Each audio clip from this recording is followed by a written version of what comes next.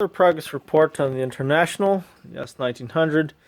It's been probably about a week since the last time I did, since the last update. It hasn't been a full week because we had rain and other issues such as having to go get welding wire, change the welding nozzle, go after the nozzle, go after the welding tip. So it hasn't been a full week. But probably about 2 or 3 full days. But anyways, so at this point, the structure is pretty much finished, and I'm getting ready to start the floor. So we had these reinforcements here, which I already showed you. And what I'd like to do is, if you're working outside, I just like to throw some primer on, even though there are spots where you still... Well, looks like we missed a spot for welding there. That's got to be filled in. But this here all has to be grinded down. I don't want to leave it like this. But I still throw some primer on just to prevent rust. So over here, just some light primer here will not affect the welding. So that's still, I still need to get some segments, or possibly just continuous weld that. So here are the mounts. I changed it to very simple, just a piece of angle with the hole in it. I had to add another piece of rubber, which I was fortunate enough to find. There is this edge here, which I don't really like. The edge happened because difference in height and angle of these two channels here, so I might actually cut that off, but not now, probably not ever. Fill this hole in there.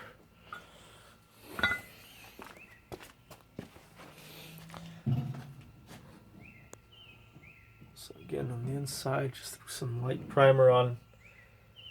It's so humid. We had so much humidity here, and everything's starting to rust. There's some holes that needs to be filled in there.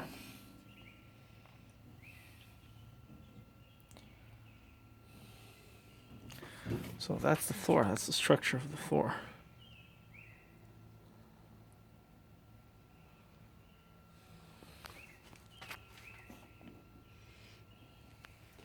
So the doghouse here is pretty much, the part that's on the cab is pretty much done. That part was a bit tricky to do. I had to do some metal shaping, which I don't normally do. If you watch my videos, you'll notice that I always kind of get away with not having to bend steel. But there I just had to hammer out on it for hours. And this is what I used. Just used one of these. Used to be weights from a gym. As you can see, 3070. But I used the whole part, and I put the sheet in there.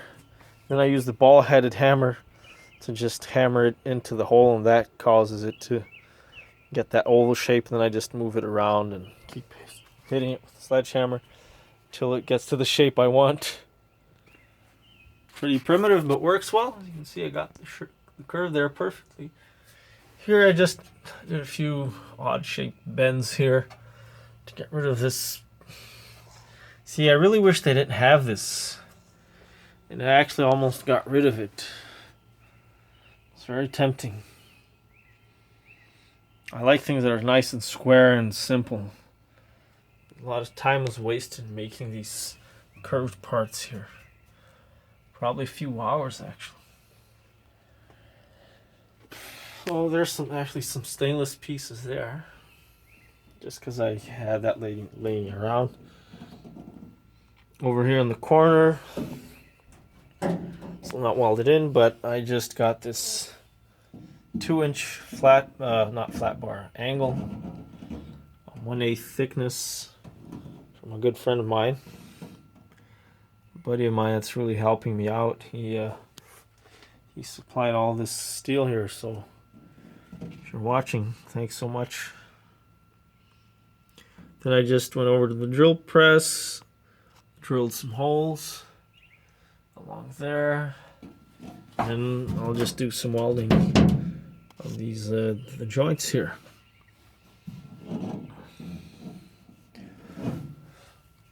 Got some big bolts here, temporary for the mounts. So the cab is actually going to sit a bit higher than what it used to be, where it used to sit originally. But I actually have a pipe welded in here. So yeah, that bolt won't come out. But I have a pipe, a pretty thick, 1/4 inch thick pipe welded on the inside of this. And I actually turned it down on the lathe so that the measurements would be pretty precise. And the reason I put the pipe in here is that when you tighten the bolt, it doesn't squash the pipe down. You probably wouldn't have to tighten. You probably wouldn't tighten it that much, but it also prevents water from going inside. So again, everything. This is a completely isolated system. Like there's no holes. Everything is watertight.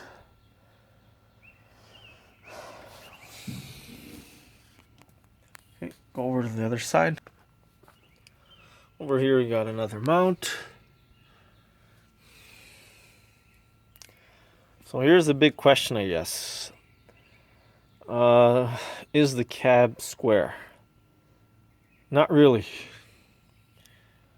So on this side, for this mount, I actually had to weld in another pipe here, 1 inch pipe as spacer.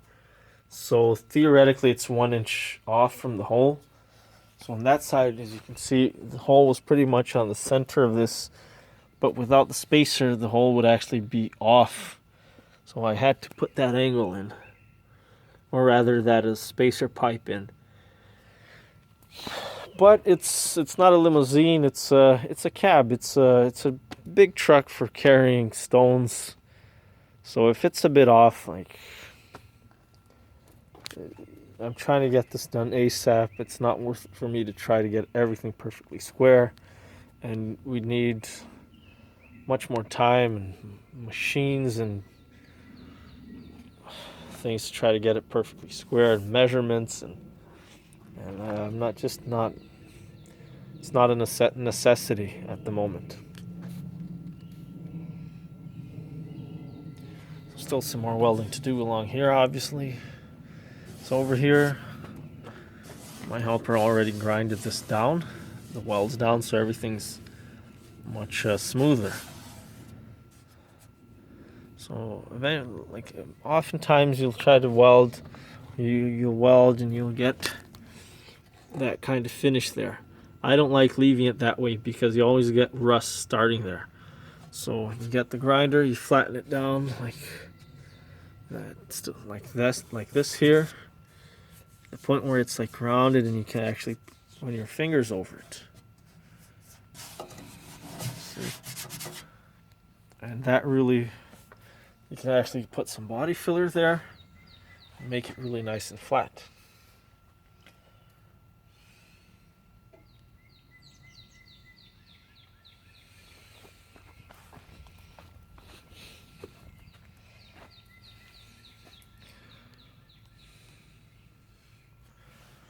There's a hole there that needs to be filled in. Another hole there. Looks pretty good, I think. It's gonna look nice. There's a structure from this side.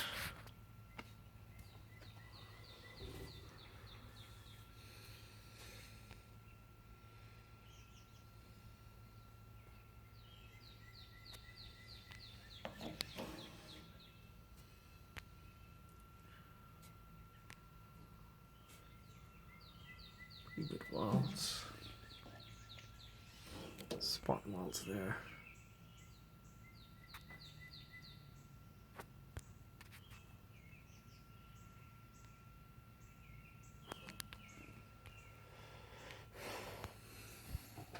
So just before I end the video, I'd like to spend a bit of time just talking about two things. One, the design, and two, I guess it comes from the first from the design, is welding in the angle on corners like these. So for the design, I did spend probably a few hours thinking of all this, thinking of these designs. So as you can see over here in the back, unfortunately we got this gap here because I didn't have enough pipe to go all the way from here to the other side. So I had to weld two shorter pieces along here. So I weld that continuously along there. And for the structure, guys, I really always like to do continuous welds. Unfortunately, I am not able to do the welds underneath, just because it's impossible to get in there with the welder. So I would like to get those done in the future, but I'm kind of leaving that for the last. I really need to get the truck here going, and then this is something I could possibly try to do over a weekend, when I'm not doing much, which will probably be never. With the way things are going, it's probably never going to get done. But it's not a big deal. So everywhere there's these, but everywhere else, like all around, I was able to do continuous welding. And over the top is more important because water goes from the top to the bottom. It's not really able to go in from the bottom. I mean, I guess possibly a little bit, but even if it were to get in, it would drain out. So it's not horrible. Still don't like it though, and it will get, fully welded someday. But just for now, so like these holes here, I want to get the whole thing done and then do these touch-ups at the end. But anyways, so I was thinking, like, there's a lot of things that I had to spend time thinking about. So this pipe here, this was one of them. So I had to measure the height of the cab and have to move the jacks around, get to the right height, and then I wasn't sure if I was going to have to notch this over here to make it lower. I ended up just leaving it this way. At one point I thought of putting these pipes flat, and have them going against this square pipe here so that it would be continuous from here to the end instead of having this gap. But then you'd have notches on these pipes here, if you understand what I mean. And you have less strength on its side. So I didn't have to think quite a bit about this. But I mean, if I would have gone with the other design, it would have worked out okay. I also thought about leaving this higher and the whole cab lower so that the cab would sit a bit lower. So right now it's actually sitting maybe 10 centimeters off of the fuel tanks. And if you remember from my previous videos, like the first ones, the whole cab was actually sitting on the fuel tank at one point. So it's gone up quite a bit. Yeah, so I had to think about the mounts as well. The doghouse design, so unfortunately this side is not aligned with that side. And that's because we kind of have this weird thing here. So I'm not 100% sure what I'm going to do here. I do know that the doghouse, the removable part, is going to have the pipe coming flat here. I don't want to angle it or anything like that. So probably I'll have a square pipe going from here to there, welded on here. But again, that's kind of easier to visualize once I got the bulk of the doghouse done here. And at this point, what I originally planned was going straight up and then at an angle, and then straight up again, kind of the same shape as the shift stick here. But I think now we're going to go with a simpler design, just having it go flat up here. So just like that. Speed things up and make things simpler. A bit more space inside the cab too. Again, I am in a hurry. I'm anxious to get the truck done. So the other thing that I was thinking about is a lot of people just have the floor. The floors are going to be removable. I think I talked about why I'm doing that on the other video, so I won't repeat it here again. But if I just have the floor, so let's say this piece here, if I just have it going onto this here, remember I really need to have support on all four corners. You don't want just a piece of sheet like sticking out like that. It's got to be on top of the frame or the structure of the cab here. So if I have the sheet going like that, and then the doghouse over it, then if I want to remove the floor, I won't be able to because I'll have to remove the doghouse first. So it might not be such a big deal. And now that I'm thinking about it, I might actually do it that way.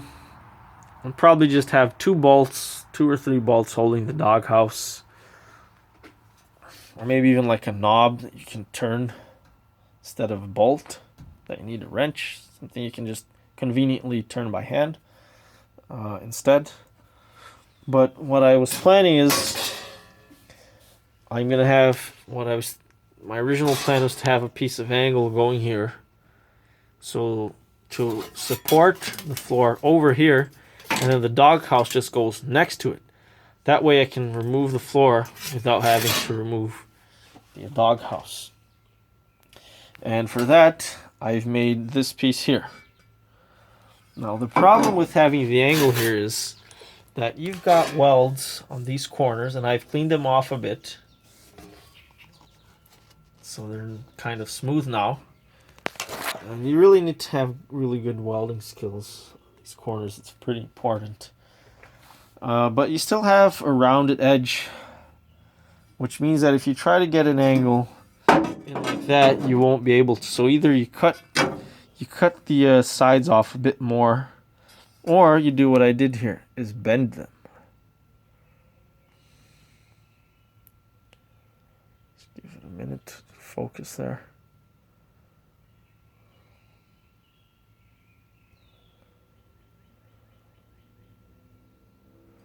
So we want to focus. There we go. As you can see, I bended that. And similarly on the other side. And so it's actually going around the weld. And the reason I like doing this is saves on cutting. I don't like cutting. I had to do a notch there, that's all. Just cut a notch there to allow me to bend this angle. Another notch there. So it saves me on cutting, and it's actually stronger. And as you can see, it fits in there just perfectly. And same there, so I can just do some spot welds there. And similarly for there.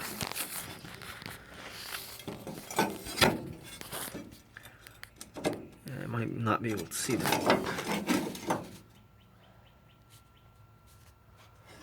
So I'll probably only need that for there. So the floor will go on it like that. And the part of the doghouse can just go on it next to it like that. But we'll get to that probably more in the next video. So I still estimate I probably still need, it's going to take me another week for full completion, because I still have to do the exhaust. Still have to get all this painted, primed, cleaned up, the welds smoothed out. So first get the welds smoothed out, then blow off all the dust, clean it the best I can, then primer, and then Have the polyurethane on all the seams and joints. And then the paint. And then possibly on that rubberized asphalt. But we'll leave that for the next video.